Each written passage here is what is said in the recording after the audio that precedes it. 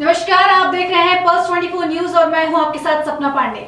कानपुर की सीसामऊ सीट पर उपचुनाव का प्रचार प्रसार और संगठन को मजबूत करने के लिए बीजेपी के प्रदेश अध्यक्ष भूपेंद्र चौधरी आज कानपुर पहुंचे, जहां उन्होंने कहा कि सपा अपनी हार स्वीकार कर चुकी है, तभी तरह तरह की बयानबाजी कर रही है। बता दें कि बीजेपी के प्रदेश अध्यक्ष भूपेंद्र चौधरी सीसामऊ चुनाव को लेकर कार्यकर्ताओं के साथ बैठक की। बैठक के बाद मीडिया से बात करते हुए उन्होंने कहा कि बीजेपी सरकार अपने 7 सालों के किए हुए कार्य को लेकर जनता के बीच जा रही है और उनसे वोट करने की अपील कर रही है। उपचुनाव में लगातार अतिरिक्त अहमद का जिक्र किया जा रहा है, जिनको लेकर उन्होंने कहा कि सरकार ने अपराध व अपराधियों पर लगाम लगाया है। बटोगे तो कटोगे के नारे पर उन्होंने कहा कि बीजेपी सरकार सबका साथ सबके विकास की बात करती है और विपक्ष लगातार देश को जाति, धर्म व मजहब में बांटने का काम कर रही है। भूपेंद्र चौधरी आम जनता से जनसंपर्क कर सुरेश अवस्थी के लिए वोट की अपील कर रहे हैं। 9 सीटों पर हमने अपने प्रत्याशी घोषित करके हम चुनाव लड़ रहे हैं। इसमें 8 सीटें भारतीय जनता पार्टी लड़ रही है, 1 सीट हमने अपने एनडीए के सहयोगी राष्ट्रीय लोकदल को दी है। आज कानपुर में सीसामऊ विधानसभा के उपचुनाव में आज कार्यकर्ताओं की बैठक में हम लोगों ने सारे विषयों की चर्चा की है संगठन की दृष्टि से, जो हमें 20 तारीख तक जो काम हम लोगों को करने हैं। भारतीय जनता पार्टी हमारा एक कार्यकर्ता आधारित जन संगठन है और हम अपने कार्यकर्ताओं के आधार पर ही, चाहे चुनाव हो चाहे हमारे कार्यक्रम और अभियान हो, हम लगातार अपने कार्यकर्ताओं के माध्यम से ही इन विषयों पर काम करते रहे हैं। मुझे विश्वास है कि हमारा एक कोई कार्यकर्ता हमारी सरकार का जो रिपोर्ट कार्ड है, चाहे केंद्र की सरकार हो चाहे राज्य सरकार हो, जो हम लोगों ने काम किए हैं उन कामों को लेकर हम लोग जनता के बीच में हैं और मुझे विश्वास है कि हम लोग सब मिलकर घर घर जाएंगे और उत्तर प्रदेश की महान जनता का आशीर्वाद उपचुनाव में भारतीय जनता पार्टी के सभी प्रत्याशियों को मिलेगा। सीसामऊ उपचुनाव में लगातार अतीक अहमद और मुख्तार अंसारी का नाम सामने आ रहा है। भाजपा क्या सिर्फ अपराध के मुद्दे पर ही चुनाव में जा रही? निश्चित रूप से हमारी सरकार ने जो काम किए हैं, अपराध और अपराधियों के प्रति हमारी सरकार का, हमारी पार्टी का जो दृष्टिकोण है, उस दृष्टिकोण को हम लोग परिलक्षित हमारे व्यवहार में होता है। आज अपराध उत्तर प्रदेश में बिल्कुल न्यूनतम स्तर पर है और अपराधियों और अपराध के प्रति सरकार का जो कठोर व्यवहार है वो हमारे व्यवहार में भी दिखाई देता है। मुस्लिम बड़ी संख्या में सीसामऊ सीट पर है, लेकिन भाजपा पूरी तरीके से आक्रामक है, कह रही है कटोगे तो बटोगे। तो लगता है कि मुस्लिम वोटर ऐसे बयानों से भाजपा को वोट करेगा? हमारी पार्टी, हम सब लोग हमेशा सामाजिक समरसता और सामाजिक सद्भाव की बात करते हैं।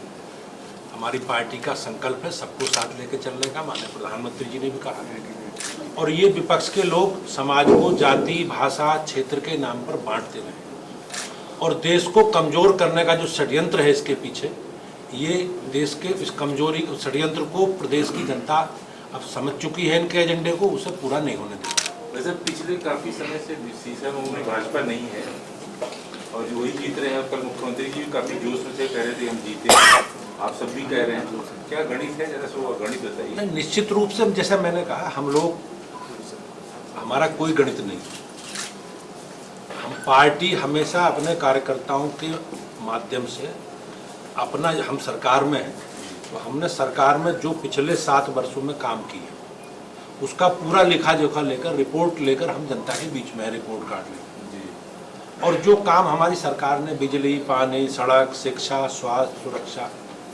और सरकार की जो लाभार्थी परक योजनाएं हैं, हमारे जो अंत्योदय का एजेंडा है, वो हमने बगैर किसी भेदभाव के उसे पूरा करने का काम किया।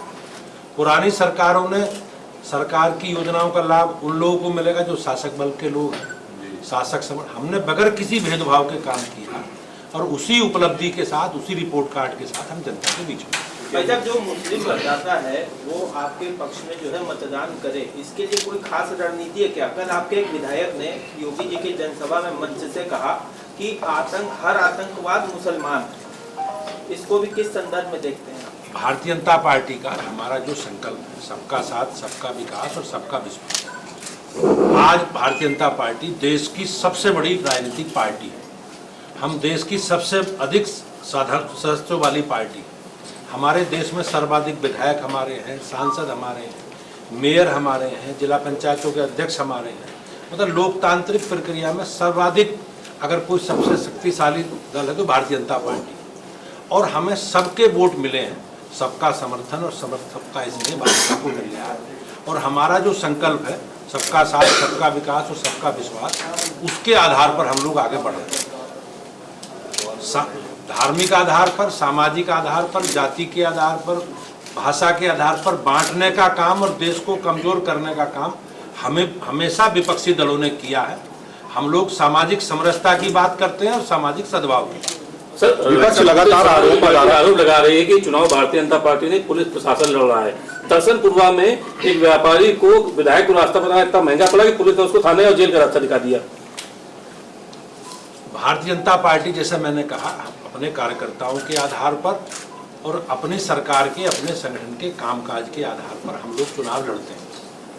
पूर्व में जो हमेशा पुरानी सरकारों ने जिस प्रकार के अनुभव इनके रहे हैं, ये अनुभव के आधार पर इस प्रकार की बातें बोल रहे हैं।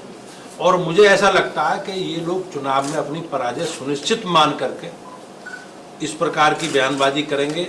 अब संवैधानिक संस्थाओं पर दोषारोपण करेंगे, पुलिस प्रशासन को दोषारोपण करेंगे, इलेक्शन कमीशन के बारे में करेंगे।